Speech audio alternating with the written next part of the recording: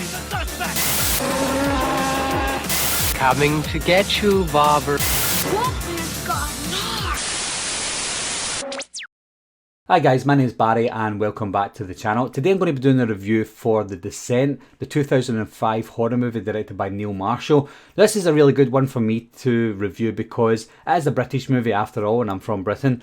It was filmed in Scotland as well, near me. It was filmed in Perth and Kinross, I believe, or a lot of the film was filmed there anyway. And it was set in the Appalachian Mountains in the USA. So I think we all get a bit of both here. We've got American audiences watching a movie that's set in America, but we've also got British audiences watching a movie that was filmed in Britain. So best of both for all of us. This was mostly made up of an all-female cast, all strong female characters as well. They were all in your face as well, but at the same time, they simply just didn't annoy us. There were these type of characters that had proper backstories, but they had really good characteristics to them as well. And they set that from the start. You know, you've got these characters that come in, they're just so over-exuberant and vibrant and colourful, but you accept them because that's the type of people that they are. Now, I know you get all these characters today that people get really annoyed about, these strong female characters, because they have no backstory and no characteristics to them. Whereas this one, they are strong female characters, but you can get behind them straight from the beginning. Sarah was the main character, played by Shauna MacDonald, who's Scottish. We find out that she loses her husband and her daughter at the very beginning of the film. It was a hard watch because you see it happen.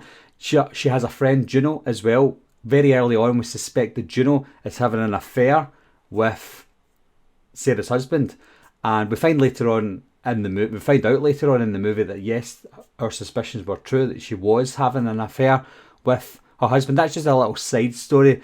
It's not a main part of the film, but it's a side story that helps us see the difference between Sarah and Juno and the confrontation between both of them as well. A little while after the accident, Sarah and Juno and the rest of the gang go to the caves to explore the caves, but Juno has other ideas.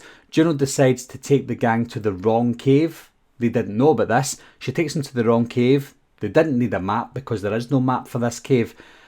Juno just wanted the girls to be the first to explore this cave and they could name it after themselves, but only to find out that they weren't the first because they find tools and equipment in this cave after they're lost and trapped that were there for over 100 years. So not only were they the first people to not only were they not the first people to explore these caves, they knew that the people who explored the caves before didn't get out, because if the people who explored it over 100 years ago got out, then it would have already been explored and known to have been explored and named, etc.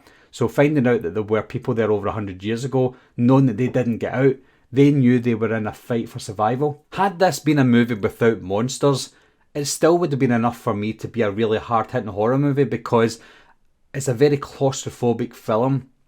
The angles that they show, the situations that the girls get themselves in, it's scary enough. But then when you add the monsters into the mix, it makes it even more scary, because not only are they trying to survive the claustrophobia, they're now trying to survive these monsters. The monsters were great. They didn't explain how the monsters got there, how long they were there for. We just accepted that they were there, and they probably killed the people that were there over 100 years ago. They were sort of like a mix between humans and bats. They couldn't see, and they probably evolved over years, but again, we didn't know too much about them, which was perfect. It was the best way to describe them. You didn't really see them fully because it was in the dark. The only way you saw them was with the girls' lighting equipment, and that was great. How they were hidden in the background, how they fed on each of the girls. It was very gory, but one of the best parts of the movie. I felt for Juno after this all began, all the monsters came out, because she accidentally killed one of the girls. She killed Beth, and even though it was an accident, she covered it up.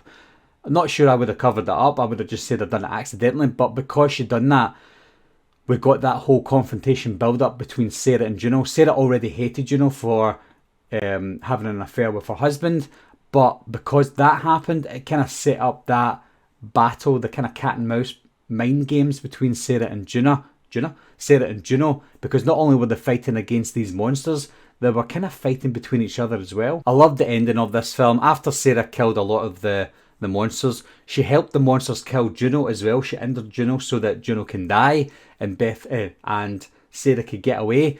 But there was a moment in the film where we thought Sarah survived. She got out, she escaped and she got away, only to find out that that part was just a dream sequence, and she woke up back in the caves again, still stuck, nowhere near the top as well, because it zoomed out to show us that she was in the middle of nowhere within the cave system.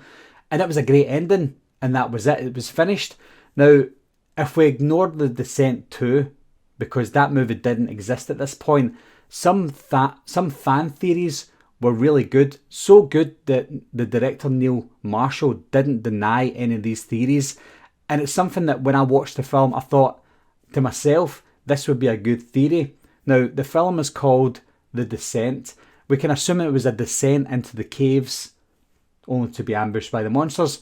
But if you look into it to a more psychological sense, it could be a descent into madness for Sarah. You know, you look back, Sarah dealt with grief and loss at the beginning of the movie. That would mess someone up, especially since there wasn't that long a time since the accident to the point where she goes down into the caves with Juno and her friends. So you can look at it as a point of view where she's descending into madness. Now, there are theories that there was no monsters. She was the monster, Sarah, as she killed all of her friends. Now, you can kind of squash that because we saw from her friends' point of view that they saw these monsters and they were hiding from the monsters and they were getting killed by the monsters. So, but it is a quite an interesting metaphor that Sarah could be the monster. She was the one that descended into madness and killed all of her friends. And then it zooms out and Sarah's the only one left in the cave, and she probably dies anyway from starvation. That would make for a really good psychological horror movie. Obviously, none of that makes sense anymore because there is a second one, but if there wasn't a Descent Part 2, that would make for a really good psychological horror movie. With or without that psychological aspect, with or without a sequel to The Descent, The Descent is still one of the best horror movies of the 21st century. If you ask people what are their top 20 horror movies of the 21st century, quite a lot of them, maybe 7 or 8 out of 10 people would say The Descent. And that's quite good because The Descent was never this big budget horror movie that was supposed to get shown around the world. It was only this British horror movie that probably wouldn't get anywhere, or at least Neil Marshall thought it wouldn't get out into the world. But with the success of Dog Soldiers before The Descent, that was directed by Neil Marshall, The Descent made waves around the world and people wanted to see it because of what he'd done with Dog Soldiers, and he upped his game. You know, it's a lot better than Dog Soldiers, and it's one movie that is praised around the world, which is great. It's praised in the US and definitely praised in the UK and made Neil Marshall a household name in horror. So yeah, The Descent for me as well, it is one of the best horror movies of the 21st century. I don't think it's as good as a lot of people say, but it is still a fantastic horror movie. So what are your guys' thoughts on The Descent? Do you wish they didn't do a Descent 2? I might do a review for that in the future, but let me know what you think of the first movie as a standalone movie, not thinking of a part 2. Do you think it is this psychological horror movie where Sarah did descend into madness, or do you think it is just what it is and give you its face value? Leave your comments down below, guys. Let me know what you think, and I'll talk to you soon. Bye bye.